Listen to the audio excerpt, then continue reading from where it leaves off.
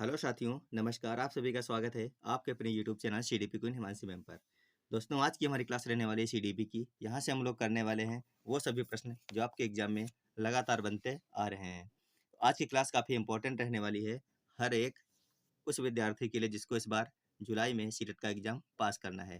तो सभी लोग यहाँ पर बने रहिएगा और आपको एक विशेष जानकारी दी जाएगी 4 क्वेश्चनों के बाद में, जो आपको एग्जाम पास कराने के लिए 100% जो है एक अच्छी रणनीति बनाने के लिए वो जानकारी दी जाएगी आपको। तो जो लोग इस समय क्लास में जुड़ चुके हैं वो लोग लगातार जुड़े रहिएगा, जानकारी देख करके ही जाइएगा, क्योंकि यहाँ पर कुछ खास मिलने वाला है आप लोगों को। तो चलिए क्लास को शुरू करते हैं। एक बार सभी लोग सेशन को शेयर कर दीजिए अपने साथियों के पास में और वीडियो को लाइक कर दीजिए। तो फटाफट शेयर करिए एक बार सभी लोग, अधिक से अधिक लोगों को जोड़ दीजिए क्लास में। उसके बाद में हम लोग आज की अपनी क्लास शुरू करते हैं। तो आपके सामने जो है पहला क्वेश्चन है सीडीपी का। ब्रेल लिपि एवं टेप रिकॉर्डिंग किसके लिए शैक्षिक प्रावधान के रूप में प्रयुक्त किए जाते हैं? पहला ऑप्शन है श्रवण बाधित विद्यार्थी के लिए, दूसरा ऑप्शन है दृष्टि बाधित विद्यार्थी के लिए, तीसरा ऑप्शन है अस्थि बाधित विद्यार्थी के लिए, जबकि ऑप्शन नंबर 4 है आपका शारीरिक रूप से विकलांग विद्यार्थी के लिए। तो यहाँ पर क्या दिया गया है? ब्रेल लिपि एवं टेप रिकॉर्डिंग।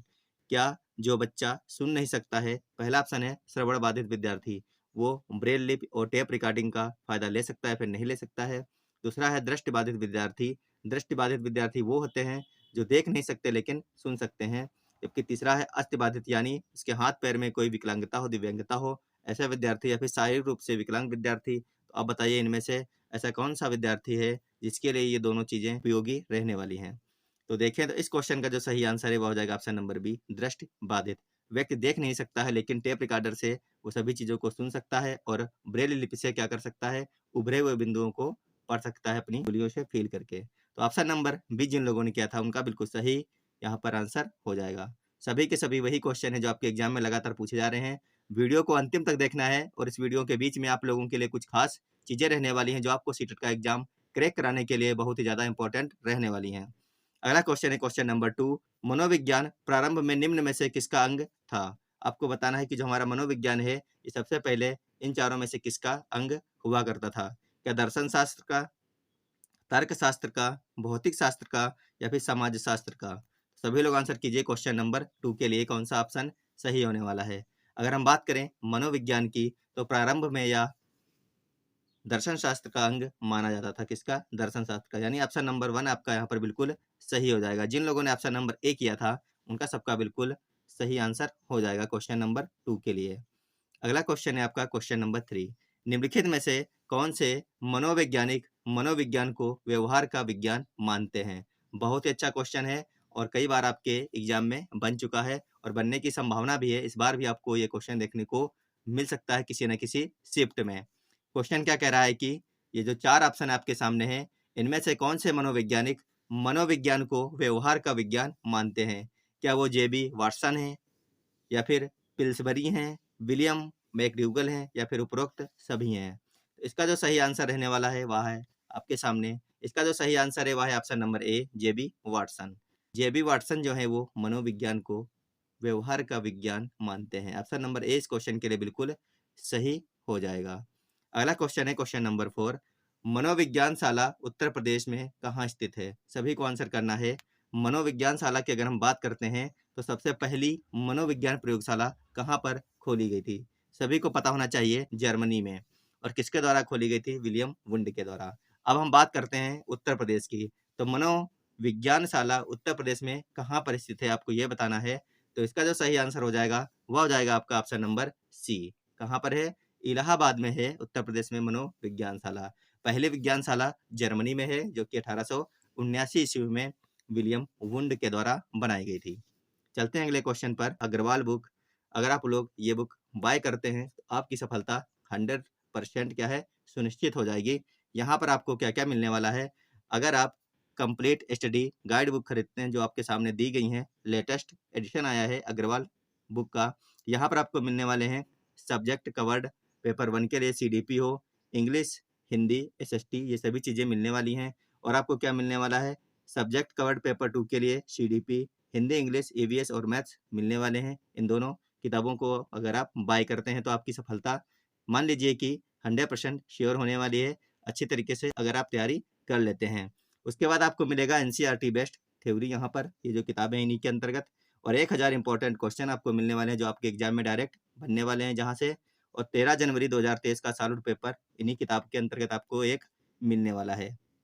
अगर हम बात करें आगे, तो सॉलिड पेपर बुक अगर आप लेते हैं तो उसमें आपको 20 पेपर मिलने वाले हैं 2011 से 2023 तक के। और क्या मिलने वाला है, CTET 2023 number of solid paper, 7 आपको ऐसे पेपर मिलने वाले हैं जो आपके 2023 में ऑनलाइन जो आपका एग्जाम हुआ था वो पेपर आपको डायरेक्ट इन किताब में मिलने वाले हैं अगर आप खरीदते हैं प्रैक्टिस बुक। और आपको क्या मिलने वाला है, detail solution of each question, सभी क्वेश्चनों के आपको डिटेल्ड सोल्यूशन मिलने वाले हैं। मान लीजिए कोई क्वेश्चन आपको नहीं आता है तो आपको वहाँ पर आपको हर एक क्वेश्चन का सोल्यूशन अच्छे तरीके से दिया गया है, जिससे क्या होगा, आप अगर आप उसको पढ़ते हैं और पढ़ के एग्जाम में जाते हैं, क्वेश्चन आएगा तो आप निश्चित तौर पर ही सही क्वेश्चन कर जाएंगे। आगे हम बात करते हैं सीटेट के ही बारे में। जानिए क्यों है यह पुस्तकें खास आपके लिए, जो कि आपके लिए अग्रवाल ने नया एडिशन जारी किया है। वर्ष 2011 से लेकर के 2023 तक के सभी प्रश्न पत्र से चुने गए महत्वपूर्ण प्रश्न यहाँ पर शामिल किए गए हैं। प्रश्नों को विषयवार पुस्तकों में विभाजित किया गया है और हर विषय की पुस्तक में उसके टॉपिक्स अनुसार प्रश्नों का विभाजन, जिससे होगा हर टॉपिक का सटीक अभ्यास। कहने का मतलब है कि ये जो किताबें हैं आपके लिए काफ़ी इंपॉर्टेंट रहने वाली हैं। जिनकी तैयारी अभी अच्छी तरीके से नहीं हो पाई है या फिर आपको कॉन्फिडेंस नहीं आ रहा है तो तुरंत आप लोग इन किताबों को बाय कर लीजिए। दोनों किताब आपको बाय करनी है, एक जो आपको गाइड है सीटेट के लिए वो, और एक जो आपको प्रैक्टिस सेट है वो भी खरीदना है। यहाँ से आपकी 100% तैयारी होने वाली है। अब हम बात करते हैं हर प्रश्न का व्याख्यात्मक समावेश भी यहाँ पर दिया गया है। 2 सालों की कड़ी मेहनत के बाद में इन किताबों के अंदर वो निचोड़ डाला गया है, काढ़ा डाला गया है, यहाँ से आपके एग्जाम में क्वेश्चन फंसने ही फंसने वाले हैं। आगे हम बात करते हैं जो आपके यहाँ पर प्रैक्टिस सेट दिए गए हैं इनमें क्या खास रहने वाला है। यहाँ पर आपको 10 प्रैक्टिस सेट और 5 प्रीवियस ईयर सॉल्व्ड पेपर मिलने वाले हैं 2022 और 21-19 के। आगे है 2011 से 2022 तक का एनालिटिकल चार्ट, जिससे पता चलता है कौन से साल में किस टॉपिक से कितने मार्क्स के प्रश्न पूछे गए हैं। तो ये बहुत ही इंपॉर्टेंट चीज़ इन प्रैक्टिस सेट के अंतर्गत रखी गई है। आगे है इन प्रश्न पत्रों का अभ्यास करके आप अपनी परीक्षा की तैयारी में 90% तक सटीक अनुमान लगा सकते हैं। अगर आप ये प्रैक्टिस सेट लगाते हैं तो आपको पता चलेगा कि आपकी तैयारी कितनी हो चुकी है और आपका कौन सा सब्जेक्ट अभी वीक रह गया है, कौन सा आपका ऐसा मतलब कि चैप्टर है जहाँ से आप लोगों ने अभी तक अपनी पढ़ाई नहीं की है। तो 90% तक आप अपने एग्जाम को सटीक दिशा दे सकते हैं अगर आप ये प्रैक्टिस सेट खरीदते हैं। इसके बाद है यह प्रश्न पत्र एक्चुअल एग्जाम का एक नमूना है, इसलिए इन्हें ऐसे प्रैक्टिस करें जैसे आप एक्चुअल एग्जाम दे रहे हैं। तो यहाँ से आपको कई सारे क्वेश्चन आपके एग्जाम में देखने को मिलेंगे। कहने का मतलब है कि 100% क्वेश्चन भी इन किताबों से आपके एग्जाम में देखने को मिल सकते हैं। इसीलिए जब भी आप प्रैक्टिस करें तो ऐसा मान के कीजिए कि आप एग्जाम हॉल में बैठे हैं और अपने स्टॉप वॉच लगा करके अपनी प्रैक्टिस जरूर करें। इसके बाद में अगर हम बात करें तो आप लोगों के लिए सीटेट जुलाई 2023 में सॉलिड पेपर पहला और दूसरा पेपर के लिए किताबें निकाली गई हैं अग्रवाल की तरफ से। अगर आप बाय करना चाहते हैं तो तुरंत बाय कर सकते हैं। इसके बाद में देख लीजिए कंप्लीट स्टडी गाइड बुक्स भी जारी की गई हैं पेपर फर्स्ट और पेपर सेकंड के लिए, जो आप यहाँ पर बाय कर सकते हैं अग्रवाल की किताबों में। उसके बाद में अगर हम बात करें तो ये सभी किताबें आप लोगों के लिए ही जारी की गई हैं सीटेट के एग्जाम के लिए, जो आप खरीद के अपना एग्जाम एक बार में ही क्लियर कर सकते हैं। जो आपका जुलाई में होने वाला है इसी बार में होने वाला है, तो चैप्टर वाइज सॉल्व पेपर भी आपको यहाँ पर मिलने वाले हैं। तो जिनको भी लेना है, चाहे हिंदी का हो, इंग्लिश का हो, संस्कृत का हो, गणित एवं पर्यावरण अध्ययन का हो या फिर गणित विज्ञान का है, बाल विकास और शिक्षा शास्त्र का है, तो आप अलग अलग भी अपनी इन पेपरों को खरीद सकते हैं, जहाँ पर आपको 70-70 देखिए यहाँ पर सॉलिड पेपर दिए गए हैं। बहुत ही इंपॉर्टेंट रहने वाले हैं आप लोगों के लिए सभी पेपर्स। जिनको भी बाय करने हैं तुरंत ये पेपर खरीद सकते हैं और बिल्कुल नया लेटेस्ट वर्जन आया है। तो चलिए आप लोग देर ना करते हुए, जिनको भी इस बार एग्जाम देना है और पास होना है, उन सबके लिए सीटेट जुलाई 2023 के लिए टेक्स्ट बुक पेपर फर्स्ट और सेकंड के लिए यहाँ पर जारी कर दी गई हर एक सब्जेक्ट की अलग अलग किताबों को। और आप लोग क्या कर सकते हैं, सैंपल के रूप में देखने के लिए www.examcart.in से इन किताबों की फ्री सैंपल PDF भी डाउनलोड करके देख सकते हैं। अब हम बात करते हैं क्वेश्चन नंबर 5 की। क्वेश्चन नंबर 5 यहाँ पर कह रहा है कि जो संबंध स्किनर का चूहों से एवं थॉर्नडाइक का बिल्लियों से था वही संबंध कोहलर का था। तो आपको ये बताना है, तो आपको इस क्वेश्चन में यह बताना है कि जो संबंध स्किनर का चूहों से एवं थॉर्नडाइक का बिल्लियों से था वही संबंध कोहलर का किससे था। क्या बंदरों से था, कुत्तों से था, मुर्गियों से, या फिर वन मानुषों से था।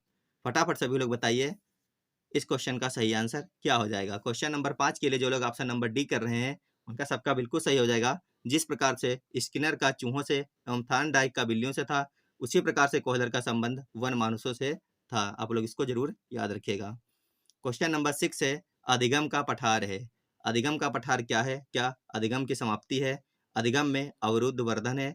अधिगम में दोष है? या फिर अधिगम में अवरोध है? अधिगम का पठार, पठार का मतलब होता है कि किसी भी चीज का धीमा विकास होना या फिर गति कम हो जाना। जो पर्वत होते हैं वो कैसे होते हैं? पर्वत की चोटियां काफी ऊंची ऊंची बनी होती हैं, लेकिन जो पठार होता है वो एक प्रकार से समतल इस प्रकार से होते हैं। तो अगर हम अधिगम की बात करते हैं, पठार बनने का मतलब होता है कि अधिगम का एकदम से कम होना, यानी ऑप्शन नंबर बी इसका बिल्कुल सही हो जाएगा। चलते हैं अगले क्वेश्चन पे। क्वेश्चन नंबर 7 है, द बिहेवियर ऑफ ऑर्गेनिज्म्स नामक पुस्तक के लेखक हैं। क्या वो पेवलाम है, स्किनर है, हल है या फिर थार्नडाइक हैं?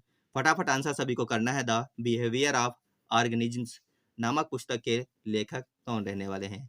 तो क्वेश्चन नंबर 7 की अगर हम बात करते हैं तो यहाँ पर हो जाएगा बिल्कुल सही ऑप्शन नंबर बी, स्किनर।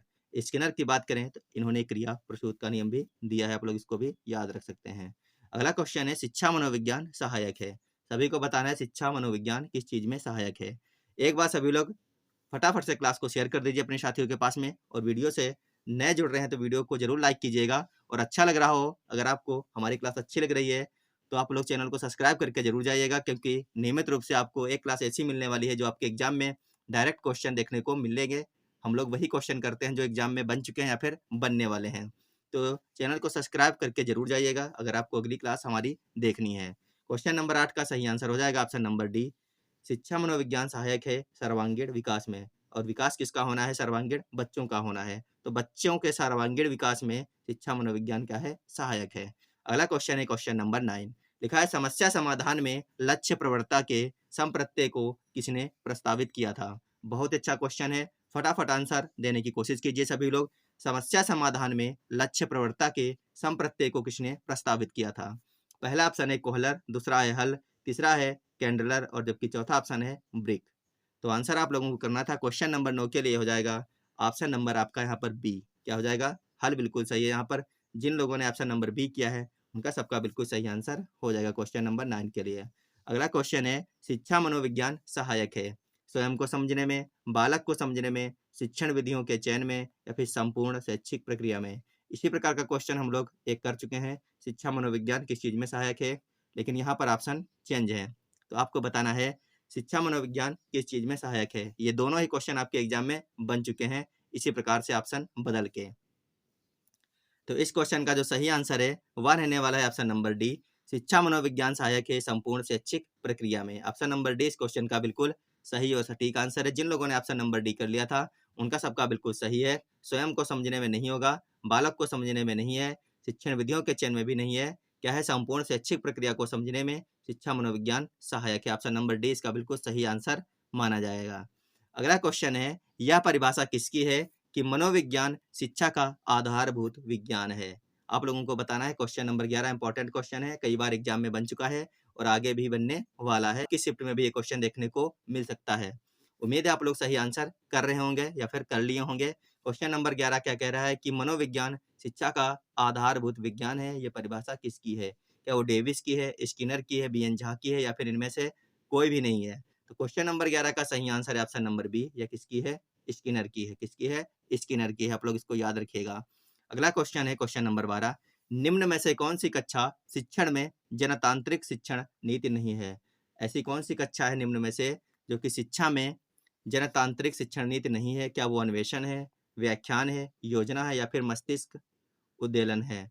तो बहुत ही अच्छा क्वेश्चन है क्वेश्चन नंबर 12। इस प्रकार के क्वेश्चन आते हैं तो आपके एग्जाम में जरूर गलत होने की संभावना बनाए रखते हैं। अगर आप प्रैक्टिस कम करके जाते हैं और आपका मनोबल डाउन होता है तो क्वेश्चन गलत होते हैं। जितनी ज़्यादा प्रैक्टिस होगी उतनी ज़्यादा मनोबल आपका ऊपर उठेगा।